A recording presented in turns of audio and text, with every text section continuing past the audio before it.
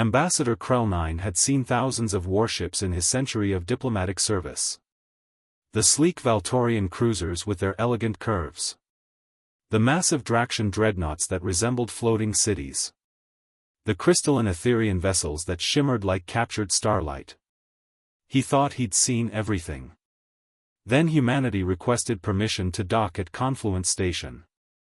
Sensors detect a massive gravitational anomaly, the station's AI announced.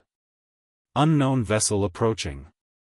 Mass readings are impossible. Recalibrating.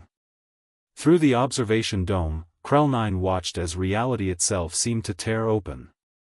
A jump portal, larger than any he'd witnessed, split the darkness. And through it came the UNSC Indomitable. The ambassador's 3 hearts stopped beating. It wasn't a ship. It was a declaration of war against physics itself. 8 kilometers of gunmetal gray armor, bristling with weapons that seemed designed by someone who'd looked at the concept of excessive firepower and asked, but what if more? By the ancients, whispered Director Yolf, her scales turning pale. What is that thing?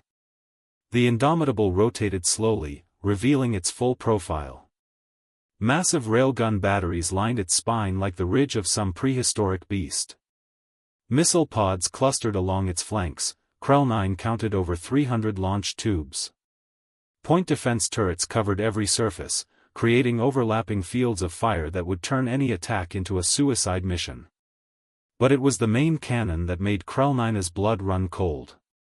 Mounted on the forward section, a barrel nearly a kilometer long jutted out like the finger of an angry god. Energy signatures indicated it was a mass accelerator capable of propelling projectiles at relativistic speeds. It's a planet killer, Krell-9 breathed. They mounted a planet-killing weapon on a mobile platform. The human captain's face appeared on the main screen, a weathered woman with gray hair and calm eyes. This is Captain Rodriguez of the UNSC Indomitable, requesting docking clearance. We come in peace. In peace? Yaltha's voice cracked.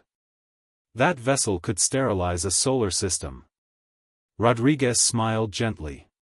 Yes, ma'am. But we won't. That's the point. Krell-9 found his voice. Captain, forgive my bluntness, but why would any species build something so overwhelming? Because we learned a hard lesson, Ambassador, Rodriguez replied, her expression darkening. When Earth was attacked by the Krell swarm, we were unprepared.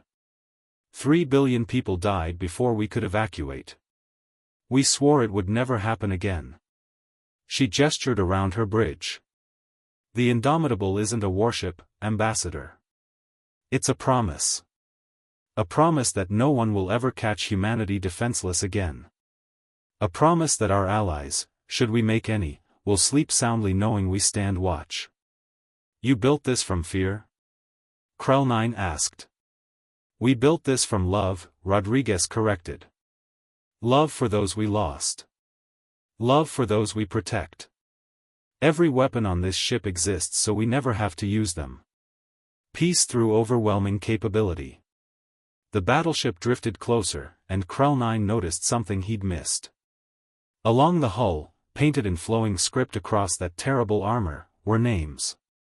Millions of names.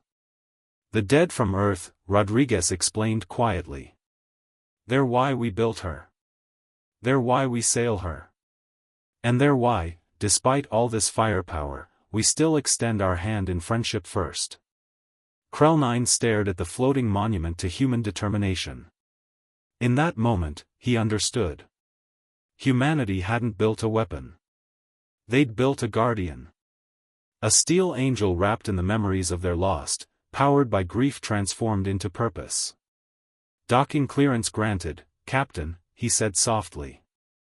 Welcome to Confluence Station. I believe the galaxy has much to learn from humanity.